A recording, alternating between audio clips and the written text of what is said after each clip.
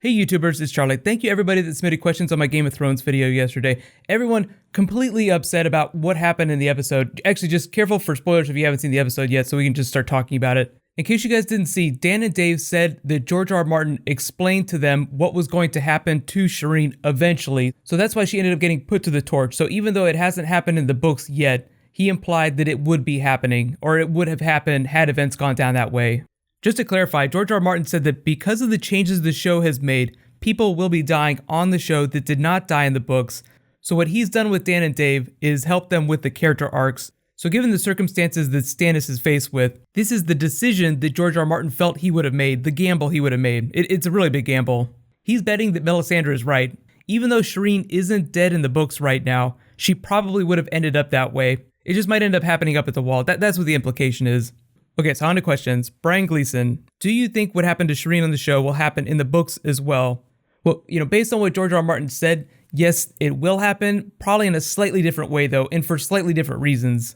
In the books, Stannis left Shireen at the wall whenever he marched on Winterfell. So if she's going to be sacrificed, it's not going to be till Stannis gets back. And there are a lot of spoiler theories as to why Melisandre might need more King's blood up at the wall. We can talk about that after the finale though, so just put a bookmark in that. Next question, Blackfire asks, so now that Stannis has burned his daughter and drank the last of Mel's Lord of Light punch, how will Davos react once he returns? Will this be the final straw that causes him to abandon Stannis? I don't know about abandon him, but he's definitely going to be questioning his faith. It's a nice balance with what's going on with Tyrion and Daenerys right now. Whenever Daenerys took off on Drogon, that was a moment of pure belief for Tyrion. He is no longer a doubter. He totally drinks the dragon Kool-Aid. Davos is probably going to have the opposite reaction when he learns about Shireen, and there's no telling how long it's going to be before he finds out. He left to go to the wall before Stannis visited Shireen, so he has absolutely no idea what happened.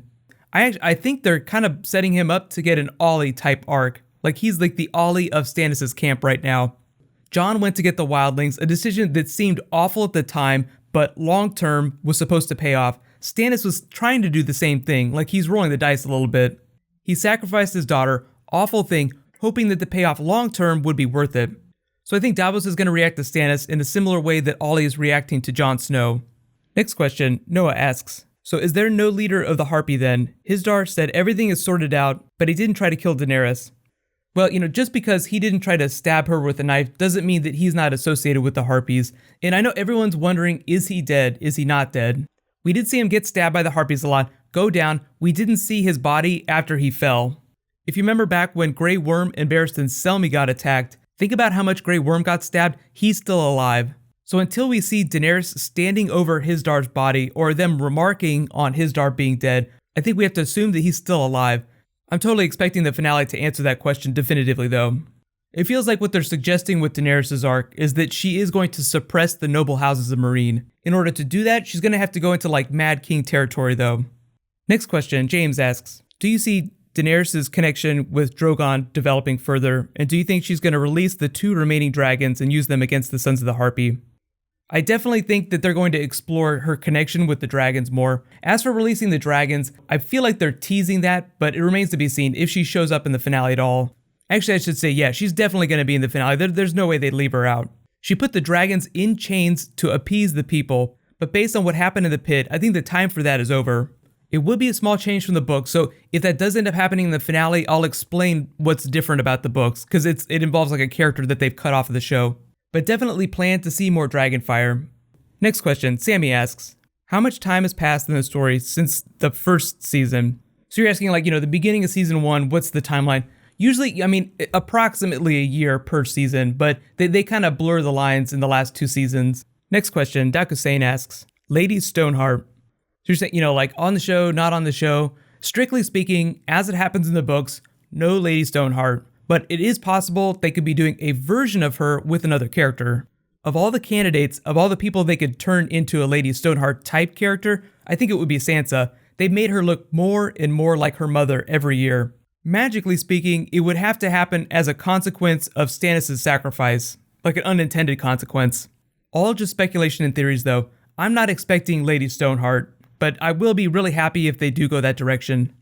Next question, Hattie asks, why did the Sons of the Harpy look like they were attacking the slave families in the stands if the sons are supposed to be working for said families? Yeah, you're asking, like, why did it look like the Harpies were indiscriminately just stabbing the hell out of people? I think that they were just trying to cause chaos. They wanted Daenerys to feel completely helpless and kill any supporters that she might have in that arena.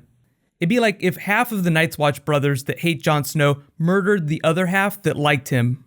Next question, Zuckerwell asks, I think I'm pronouncing that name right. What kind of power will Melisandre and Stannis gain with the sacrifice of Shireen? Probably, some intangible benefits and some practical effects. Hopefully a big twist too, something that they did not ask for. Intangibly, I think what Melisandre's hoping to do is affect the probability of the battle. Make it so that everything that needs to happen ends up happening so that Stannis can win. Unexpected benefits though, this is actually the big one. What I'm hoping is a couple characters die and are resurrected because of the sacrifice. Melisandre's been really vague on what exactly he's going to get with that sacrifice. Usually what happens is she sees visions in flames, so she wanted to perform the sacrifice to bring about a more favorable outcome. The thing about that though is that Melisandre has been known to misinterpret her visions. In the books she says that Arya will come to the wall, but it ends up being the fake Arya, Jane Poole. So it's this thing whereby you get what you asked for, but not what you thought you asked for. Next question, Zacharias asks, how is one dragon worth 8,000 unsullied? So you're saying, like how did he defeat the Sons of the Harpy so easily? There is something that they haven't really explained on the show, but it's called dragon fear. Way back during Aegon's conquest, when they had the 3 dragons, including, Balerion the Black Dread, what would happen is he would send the dragons to burn the field between both armies, and the opposing army would all just crap their pants and give up. They're just so terrified by the sight of a dragon that they couldn't even fight. So I think they wanted to imply that a little bit of that was happening in Daznak's pit. Next question, Cthulhu asks, so Doran mentions 4 favorite nieces. Do you feel like we'll see Sorella Sand next season? Well, it's possible that that was just an Easter egg for the books, or it was a mistake by the actor's part that they just let slide. I think that it was intentional. They're pretty careful about the way they edit episodes. It's possible that there are just a couple daughters, like really young daughters, that we haven't seen. They made a lot of changes to Ellaria Sand from the books. In the books, she is the mother of Oberyn Martell's 4 youngest daughters. None of them are on the show right now. There's Elia, Obella, Dorea, and Loreza. In the context of the show, I think what they're doing is they're giving her those 4 youngest ones from the books that they haven't cast on the show, and Tyene Sand. So technically she has 5 daughters. I'm not expecting to see them on the show next year because they already have the Sand Snakes now, and they're probably just going to roll harder on them. What they might do is if they were intending to do Sorella's plot from the books in season 6, they'll give it to a different Sand Snake like Nymeria. As for where the other 4 daughters are, I'm guessing they're playing off somewhere in the Water Gardens and we'll never see them. Next question, Ellie asks, is there any significance that Jon Snow has Jorah Mormont's family's ancestral Valyrian blade Longclaw? So what you're asking is anything going to happen with Jorah at the wall with Longclaw because it's his Valyrian blade, and those are really important in fighting White Walkers. It seems like, based on the amount of time it takes Grayscale to set in, he could make it to the time when Daenerys is fighting White Walkers, which I think, eventually will come, whether or not it's season 6 or season 7. But for all intents and purposes, I think that Jorah gave up that blade for good when he left. And it's actually Jorah's younger sister, I think, that is in control of Bear Island right now. She's the one that sent the blade up to the wall to Jeor Mormont when he was still alive. And I think that the old bear is so ashamed by what his son did that he gave it to Jon and felt like he was giving it a good home. So I think it will stay with Jon Snow. If you're talking about Jorah seeing the sword at the wall and triggering some sort of redemptive arc in him, I think that's what happened in this episode for him. This was his redemption. But yeah, I don't think they're going to make any dramatic changes to Jon Snow's weaponry, other than he might start carrying around a dragonglass dagger, just as a backup. Thank you so much, everyone, for submitting questions. These are always a ton of fun to do. What's going to happen this week is I'm going to do a few extra bonus videos just because we're heading into the finale, and then I'll settle into like my summer Game of Thrones bonus video schedule. So just stay tuned for updates on that. And I will still continue to do the weekly Game of Thrones giveaway whenever I post bonus videos. And don't forget, we have Comic-Con coming up too.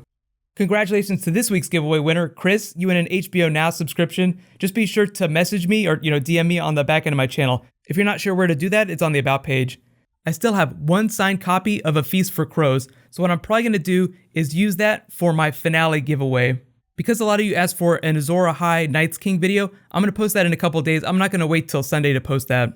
So while you guys wait for all that stuff to post, you can click here to learn all about Asshai, the place that Melisandre comes from. She's a Shadowbinder. And you can click here for my episode 9 video. Thank you so much for watching, everybody. Let's high five. I'll see you guys tonight.